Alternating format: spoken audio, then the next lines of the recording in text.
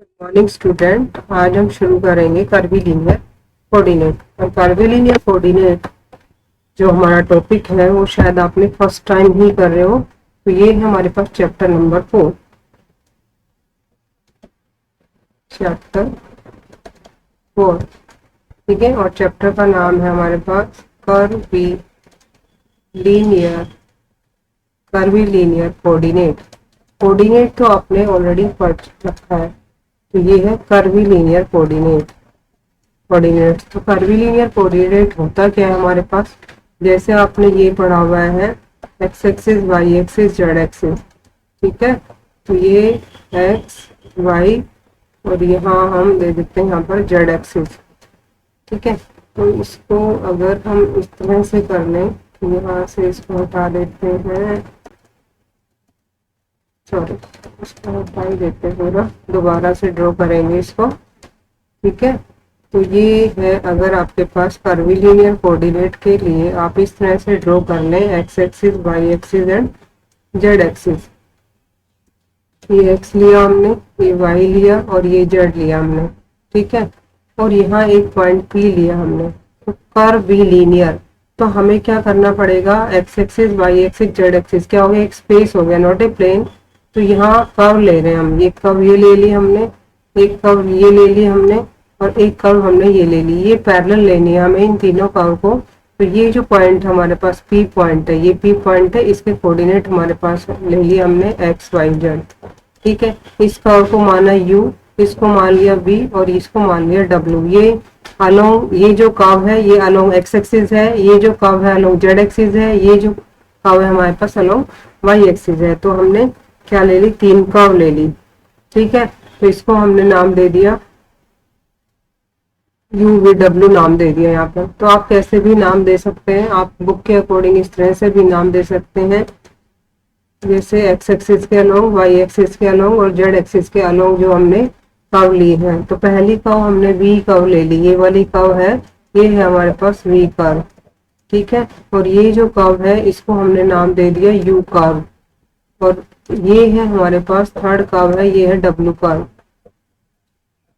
ठीक है। तो ये हमने ले ली यू वी डब्ल्यू। तो u जो है वो भी इन टर्म्स ऑफ किस में होगा, हमारे पास एक्स वाई जेड में। तो इसको हमने ले लिया एक फंक्शन की फॉर्म में, इस तरह से ले लिया। v है वो भी हमारे पास क्या होगा, एक्स वाई जेड के टर्म में होगा, क्योंकि ये भी स्पेस में है हमारे पास। और w भी हमारे पास क्या होगा, एक्स वाई जेड की टर्म में होगा। तो जो ये हमारे पास u v w है, इनको बोलेंगे हम curvilinear v u v w are curvilinear coordinate, are curvilinear coordinate. क्या है ये, कर्वीलिनियर कोऑर्डिनेट है हमारे पास, कोऑर्डिनेट्स हैं ऑफ द पॉइंट पी। किस पॉइंट के हैं, of the point P. P point से हमने एक आउट ड्रॉ की थी ना, तो ये ऑफ द पॉइंट पी है। तो ये था हमारे पास कर्वीलिनियर कोऑर्डिनेट, क्योंकि पी पॉइंट इन स्पेस है, नॉट इन प्लेन, ठीक है। तो ये था हमारे पास चैप्टर का नाम कर्वीलिनियर कोऑर्डिनेट। और कर्वीलिनियर कोऑर्डिनेट को हमने इस तरह से ड्रॉ करके और आपको बताया कि कर्वीलिनियर कोऑर्डिनेट क्या होते हैं। तो that is the introduction of the curvilinear coordinate. अब कोऑर्डिनेट्स एंड कर्व्स किस किस तरह से हम रिप्रेजेंट करेंगे यहाँ पर, ठीक है। तो हम u को u नोट से, v को v नोट से और w को w नोट से, जब ये कांस्टेंट फॉर्म में हमारे पास, तो इस तरह से हम करते हैं। नेक्स्ट आता है हमारे पास ऑर्थोगोनल कर्वीलिनियर कोऑर्डिनेट। जैसे ऑर्थोगोनल प्लेन होते थे हमारे पास X Y Z are perpendicular to each other, हम बोलते थे। इसी तरह से हमारे पास ये क्या है, orthogonal curvilinear coordinate. Orthogonal curvilinear coordinate, coordinates, ठीक है। ऑर्थोगोनल कर्वीलिनियर कोऑर्डिनेट्स हमारे पास, इसकी डेफिनेशन क्या होगी हमारे पास, orthogonal curvilinear coordinate, if the three coordinate, if the three coordinate कौन कौन से हैं हमारे पास, u v w, three coordinates, if the three coordinates surface surfaces through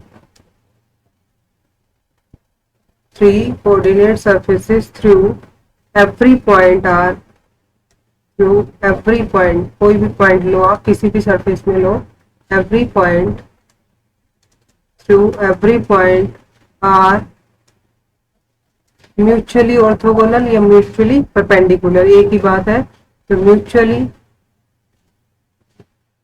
orthogonal, orthogonal, mutually orthogonal, ठीक है। Then the system of coordinate,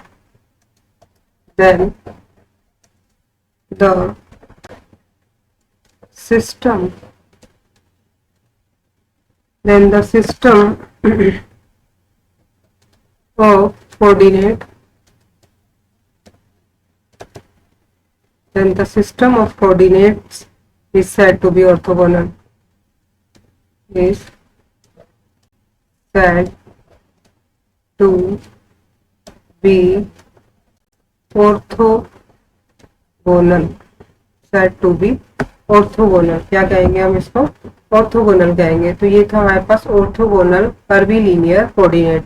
if the three coordinate surface through every point are mutually orthogonal कहें या mutually perpendicular कहें, एक ही बात हमारे पास। In other word the curvilinear coordinate system is orthogonal if the three tangent plane और normal to the three surface through every point are perpendicular in pair. जैसे हमने कहा था mutually perpendicular to each other होते हैं हमारे पास तीनों, x axis, Y axis and Z axis, तो उसी तरह से है। फिर नेक्स्ट आता है हमारे पास condition. Condition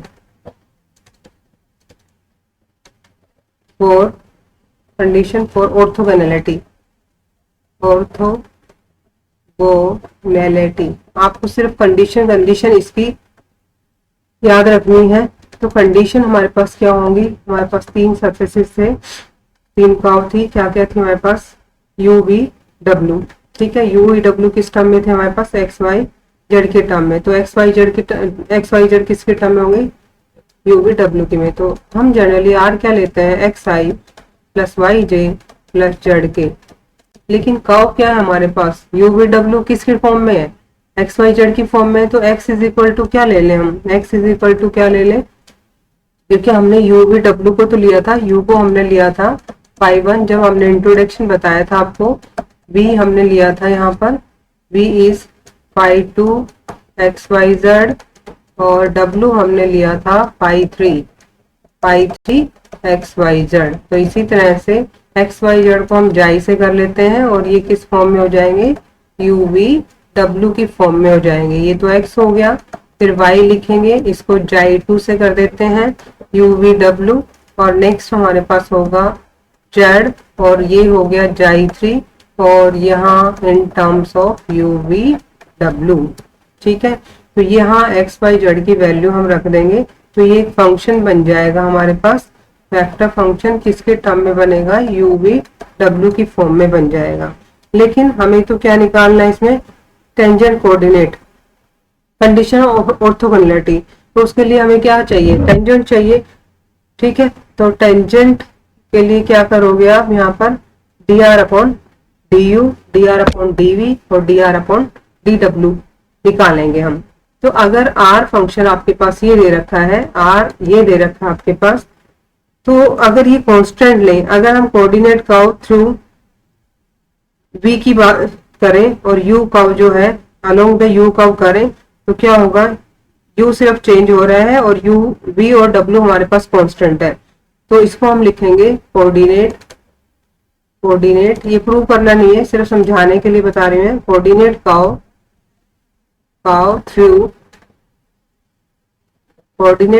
through v is equal to v nought and w is equal to w nought. कौन चेंज हो रहा है यहाँ पर? सिर्फ u चेंज हो रहा है, ठीक है। तो ये कौन सी कर्व है हमारे पास? u curve.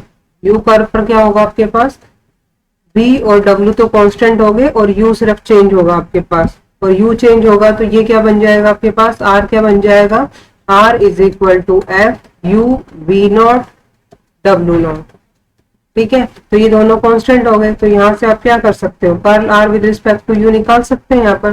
तो इसको हम curl r with respect to u आप निकाल सकते हैं। तो इसको हम क्या करेंगे, यहाँ एरो नहीं आएगी भी, ठीक है। तो इसको हम क्या लिख सकते हैं यहाँ पर कि tangent to this coordinate, tangent tangent to this coordinate, this coordinate, this coordinate, this coordinate of is parallel to the vector, parallel to the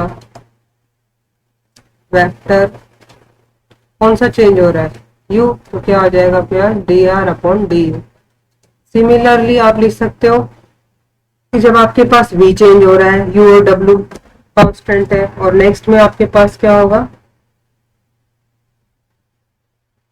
W change हो रहा है और U और V आपके पास कांस्टेंट है। तो सिमिलरली आपके पास ये हो जाएगा। और फाइनली आप लिख सकते हैं, क्या लिखोगे आप कि ऑर्थोगोनल कोऑर्डिनेट सिस्टम में आपके पास क्या होगा, टू एट ए टाइम क्या होंगे, परपेंडिकुलर टू ईच अदर, ठीक है।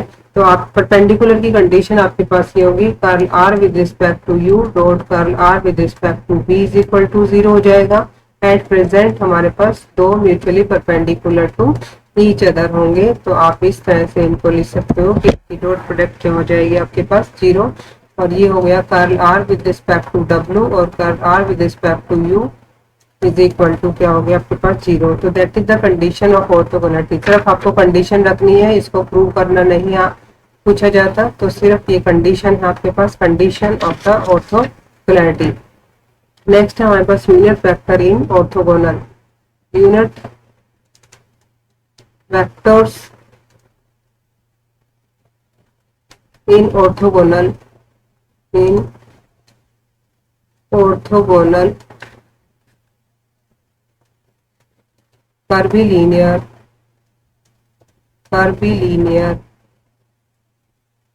coordinates,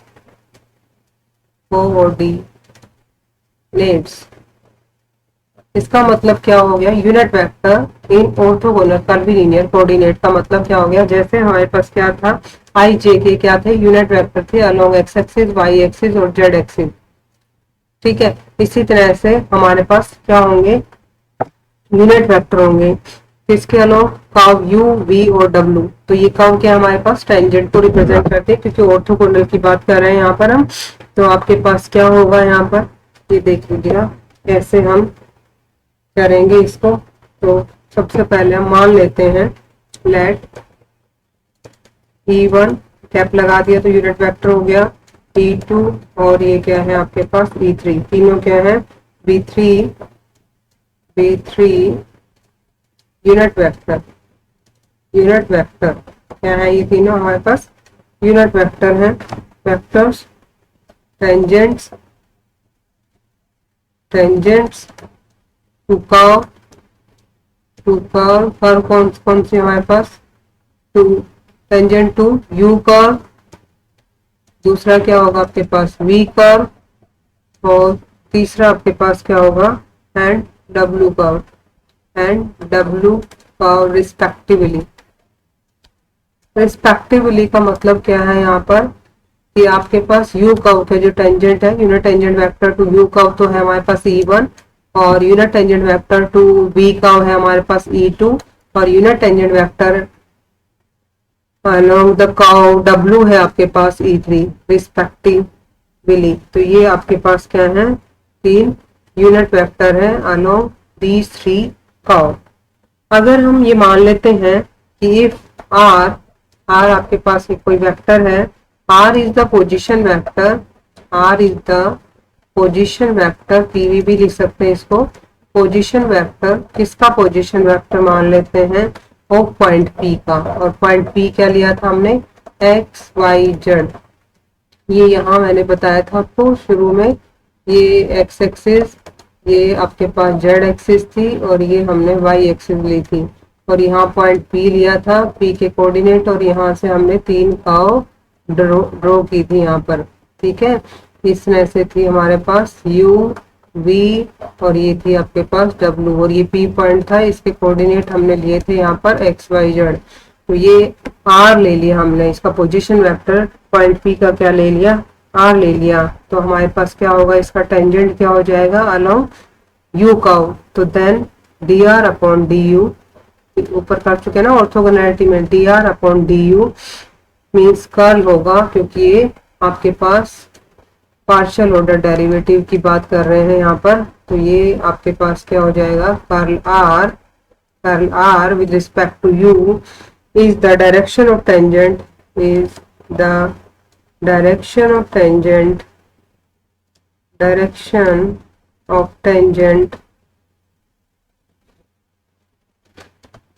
vector to u curve. तो आपके पास E1 क्या हो जाएगा, यूनिट है तो क्या होगा आपके पास वेक्टर, क्या था dr upon du divided by their magnitude, समझ में आ गया। सिमिलरली E2 हो जाएगा आपके पास, E2 में क्या होगा आपके पास dr अपॉन में dv, डी नहीं है सॉरी, ये क्या था curl r with respect to u. ये आपके पास कर्ल की फॉर्म में है यहाँ पर, ठीक है, यहाँ भी। तो हम इसको कर्ल की फॉर्म में लिखेंगे, curl r with respect to u divided by curl r with respect to u का मैग्नीट्यूड। इसी तरह से curl r with respect to b divided by curl r with respect to b का magnitude. Unit vector ऐसे निकालते हैं ना, vector divided their by magnitude. तो E3 आपके पास क्या हो जाएगा, curl r with respect to w divided by their magnitude, ठीक है। तो ये हमारे पास क्या आ गए, यूनिट वेक्टर, और इनके मैग्नीट्यूड को हमने रिप्रेजेंट कर दिया H1, H2 और H3 से। तो इनको बोलते हैं हम H1, H2, H3 को बोलते हैं स्केल फैक्टर। क्या बोलते हैं इनको, स्केल फैक्टर। तो ये आपके पास क्या बन जाएगा, यूनिट वेक्टर E1 क्या बन गया आपके पास, E1 यूनिट वेक्टर क्या बन गया यहाँ पर, curl r with respect to u divided by H1। That means आपके पास curl r with respect to u की वैल्यू क्या होगी यहाँ पर, यूनिट वेक्टर E1 इंटू में H1। इसी तरह से curl r with respect to v की जो वैल्यू है वो क्या आ जाएगी आपके पास, E2 H2। और नेक्स्ट में curl r with respect to जो w है उसकी वैल्यू आपके पास क्या बन जाएगी, यूनिट वेक्टर E3 इंटू में H3। जो H1 हमने किसको मान लिया यहाँ पर, where curl r with respect to u के जो मैग्नीट्यूड था उसको हमने H1 मान लिया, पुट कर लिया। Curl r with respect to जो v है हमारे पास उसको हमने H2 मान लिया। इसी तरह से curl r with respect to जो w है उसके मैग्नीट्यूड को हमने H3 पुट कर दिया या मान लिया, हम इस तरह से कह सकते हैं। तो ये जो H1, H2 है हमारे पास, H1, H2 and H3 are hold, इनको बोलेंगे हम स्केल फैक्टर। आर होल्ड क्या कहेंगे इसको हम, स्केल फैक्टर। स्केल फैक्टर्स, तीन स्केल फैक्टर्स हो गए, कौन कौन से हो गए हमारे पास, H1, H2, H3, these are the magnitude, ठीक है। Curl r with respect to u, curl r with respect to v, curl r with respect to w। तो ये आपके पास स्केल फैक्टर हो गए। लेकिन हमने कहा था जो आपके पास E1 है, E2 है और E3 है हमारे पास, ये क्या है, are mutually perpendicular unit vector. Are mutually orthogonal कहें या फिर क्या कहें हम, म्यूचुअली परपेंडिकुलर, म्यूचुअली परपेंडिकुलर कहें या फिर हम ऑर्थोगोनल कहें, एक ही बात है। तो mutually orthogonal unit vector, mutually orthogonal unit vector, orthogonal unit vector, unit vectors.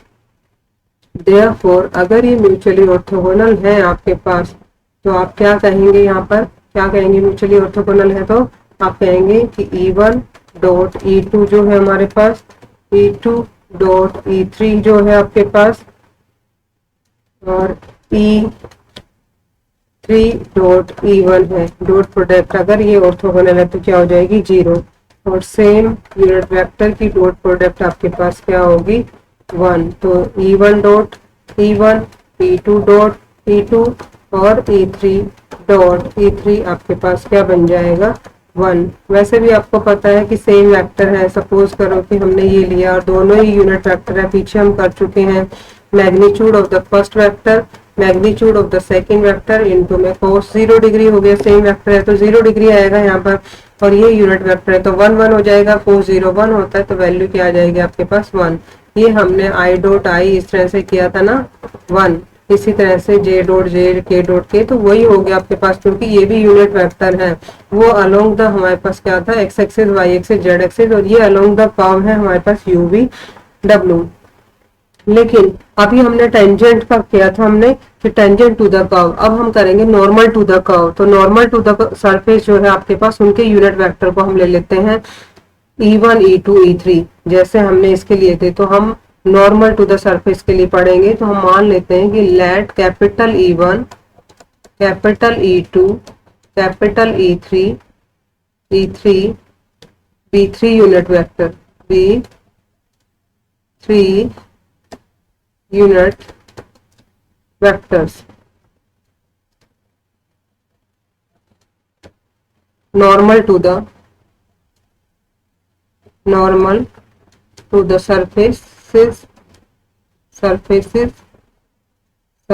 आपके पास क्या है, सरफेस क्या है आपके पास U V W, सरफेस कहें या कर्व कहें एक ही बात है रिस्पेक्टिवली, ठीक है। तो अब हम नॉर्मल के लिए करेंगे तो इनको हम रिप्रेजेंट कर लेते हैं नॉर्मल के लिए कि del U is the normal surface, del U is the normal surface, del U is the, जैसे हमारे पास dr upon du is the tangent surface था ना, ऐसे del U is the normal surface, normal surface